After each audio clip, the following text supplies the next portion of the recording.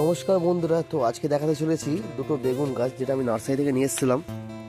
Just বেশি দিন হয়নি, এই 20-25 দিন হচ্ছে। গাছগুলো দেখুন কতটা হেলদি আর কত বড় বড় হয়েছে, এমনকি ফুলও চলে এসছে, দেখতে পাচ্ছ। আর দুখানা গাছ আছে, দুটো গাছই খুব সুন্দর হয়েছে। আর এখানে দুটো লঙ্কা গাছ আছে। আর এর যত্ন হচ্ছে শুধু সর্ষের খোল 4 দিন ধরে ভিজানো পুছিয়ে রাখি, তারপর সপ্তাহে একদিন করে সর্ষের খোল দিয়ে দিই, আর মাঝে মাঝে কাকা কীটনাশকটা স্প্রে করি। আর তাছাড়া কিছু নয়। আর একবার দিয়েছিলাম মাঝে 20 NPK, জাস্ট গড়াতে দিয়ে দিয়েছিলাম, আর কিচ্ছু করিনি। জাস্ট এতেই দেখো বেগুন গাছগুলো, দেখো দুটো বেগুন গাছই সুন্দরভাবে, দেখো খুব সুন্দরভাবে হয়ে আছে। আর এই ভিডিওটা অবশ্যই কেমন লাগলো কমেন্টে জানাবে। দেখা হবে কোনো নেক্সট ভিডিওয়।